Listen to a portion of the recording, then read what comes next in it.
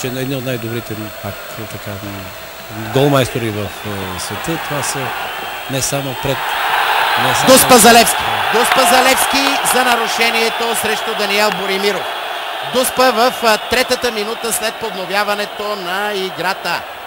Ето го този момент, който при всички случаи ще внесе онази живителна нотка на срещата, която всички чакахме.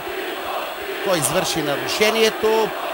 Протегна крак там футболиста на ЦСКА. Тук Велизар Димитров се въздържа. Имаше ли Дуспа или не? Александър Тунчев бе човекът, който потърси шпагата, но топката избяга от него. Интересна ситуация. Между другото, Ивайло Петров дойде до Илия Вълов, треньора на вратарите на ЦСКА, за да направи кратък консулт. Седрик Бардон ще изпълни наказателния удар. А Ивайло Петров е майстор на спасяването на Дуспи. Така че много интересен двубой.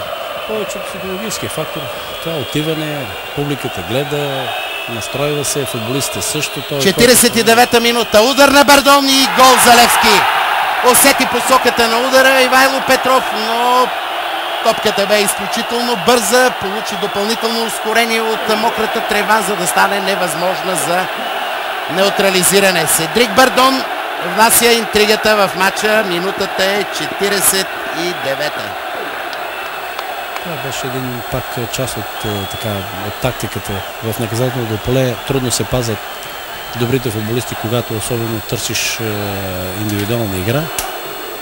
И мисля, че тук Левски спечели с това влизане от дълбочина. И това още повече тук той влезе между...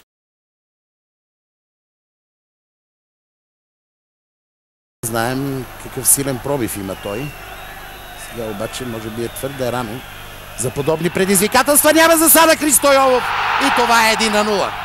След рикошета топката щастливо малко дойде в краката на Христо Йолов и в 20-та минута Левски е с гол в повече от ЦСКА. Сега още веднъж трябва да видим тази ситуация, за да бъдем напълно категорични в редовността на попадението. Така или иначе този гол е фиксиран от Хелмут Флайшер, тъй като неговият помощник Хайлер Мюлер веднага тръгна с флагчето, сочейки центъра на терена. Така в 20-та минута Левски има предимство. Ето тук някъде стана спорната ситуация. Трудно.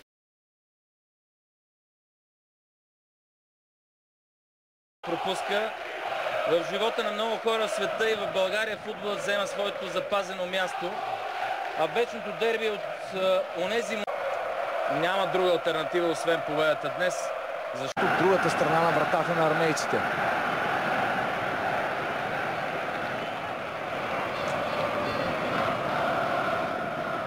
Не е особено висок Ивайло Петров, 182 см е неговата височина и може би това е една от причините той да бъде малко по-лабилен при центриранията. Днес обаче показва доста добра игра. Сега ново подаване в наказателното поле. Петров изчиства в ъглов удар. Трети пореден корнер за Левски.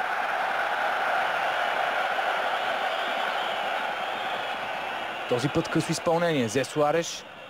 Жуазиньо е в непосредствена близост до него.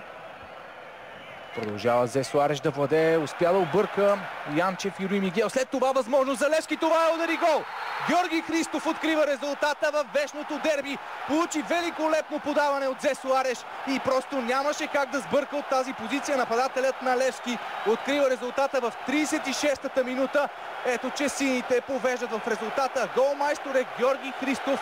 Ето, че и нападателя на сините вкусва от това да отбележиш в вечното дерби. Какво начало, великолепен удар на Георги Христов, но абсолютно и Зе Суареш заслужава овации за начина, по който успя да се освободи от двама футболисти и да намери номер 11 в наказателното поле на ЦСКА. Много технично. Всички футболисти останаха изолирани от това центриране. Високи футболисти става въпрос на ЦСКА, които бяха взели мястото, точката за изпълнение на Дуспа. Сега ще има тъч. Машадо към Иван Иванов, Живко Миланов изчиства. След това същото прави Зе Суареш. Нарушение също Тасевски. Веднага изпълнено 2 на 2. Янчев и Минев срещу Зе Суареш и Георги Христов. Добре, Янчев с рутина успя да изтласка Зе Суареш и да го затвори. Все пак намери начин бразилеца. Поколева се сега за миг. 2 на 0 за Левски. Гол на Зе Суареш. Сините повеждат с 2 на 0. 59-та минута. Ето до какво доведе тази бърза тяхна атака в разредената армейска отбрана. Вече Левски води с 2 гола, един солиден аванс срещу вечния си съперник. Какво да кажем за включването на Зе Суареш от резервната скамейка? Асистенция и гол на сметката на бразилеца. Наистина беше увлечен отбора на ЦСКА в атака, остави много пространство и това бързо изпълнение на статично положение, като че ли бе прекалено сложно за успаната отбрана на армейците. Страхотно включване на Зе Суареш и хубавото подаване на Тасевски осигуряват този втори гол за Левски.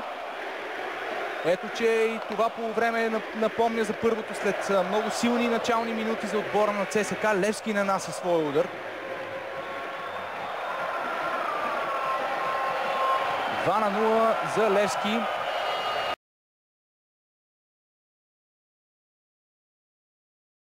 Зона на терена. Подаване за Дембеле. Акуаро доста силно отскочи за тази топка и успя да я спечели. Сега Апостол Попов не беше точен при отиграването си. Дембеле натиска Акуаро и това е 1 на 0 за Левски. Няма нарушение в тази ситуация. Грешка на централните бранители на ЦСКА. Първо Апостол Попов върна топката по изключително нелеп начин. След това и италянеца Акуаро позволи на Гара Дембеле по елементарен начин да му отне и от близка дистанция да разстреля вратаря на червените Иван Караджов. 39-та минута на двобоя. Левски повежда на ЦСКА с 1 на 0 попадение на Гара Дембеле. Ето още веднъж този гол. Първо много неточната проява на Апостол Попов. След това Дембеле му успя да излъже Акуаро. И така Левски открива резултата в 39-та минута на вечното дерби срещу ЦСКА. Играта ще започне от центъра.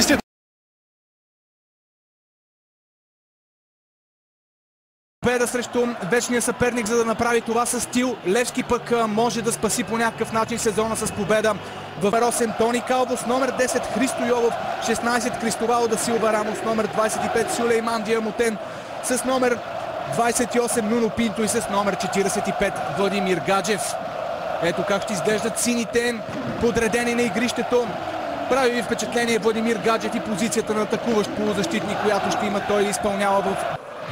Калво добре намери Пинто. Празно пространство пред Пинто. Той решава да върне топката към Старокин. Той стреля с десния крак. Рикошет. Топката отива на Кристовал. Рамос стреля. Рамос. 1 на 0 за Левски. 49-та минута. Отбора на Левски повежда в резултата, след като Кристовал Рамос бе намерен непокрит в наказателното поле и стреля кинжално в долния десен ъгъл на Мболи. Радост в синьо. В 49-та минута отбора на Левски повежда в резултата. Ето от това имаше нужда вечното дерби. Бърз гол още в началото на второто полувреме, след като и двата тима си размениха по няколко опасни положения пред вратите. Кристовал да Силва Рамос бележи първия гол в матча в 49-та минута.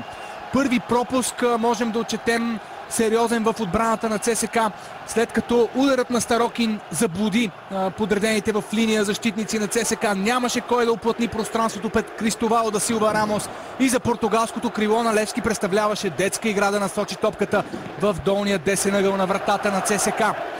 Отлично начало на второто по време за сините. Те имаха късмет само преди няколко минути, когато ударът на Антон Карачанаков срещна гредата. След това положение пред Христо Йовов, спасяване на Мболи и минута по-късно голът е отбелязан този път. Кристовал да Силва Рамос бележи във вратата на армейците.